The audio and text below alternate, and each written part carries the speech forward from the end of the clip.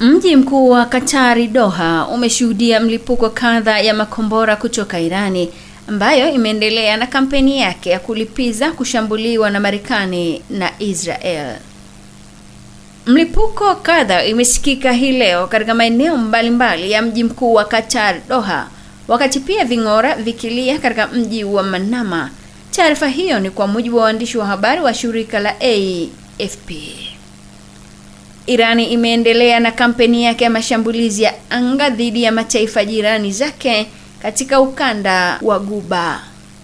Jeshi la Israeli ambalo pamoja na Marekani wamekuwa wakilishambulia Irani, imesema imeanzisha operesheni nyingine kubwa zaidi ya kuishambulia miji ya Tehran, Isfahan na kusini mwa Irani. Ripoti pia zinaarifu ya kwamba Wizara ya Ulinzi ya Uturuki imesema kombora la masafa marefu iliyofiatuliwa kutoka Irani lilizuiwa na mfumo wa ulinzi wa NATO, likiwa ni tukio la pili ndani ya siku 5 la kuilenga Uturuki.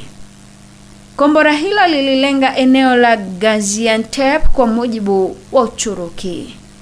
Marekani imewashauri raia wake wasiokuwa na majukumu ya lazima waondoke kusini mwa Uturuki na kwenye ubalozi wake mdogo karibu na mji wa Adana ambapo kuna kambi kubwa ya NATO.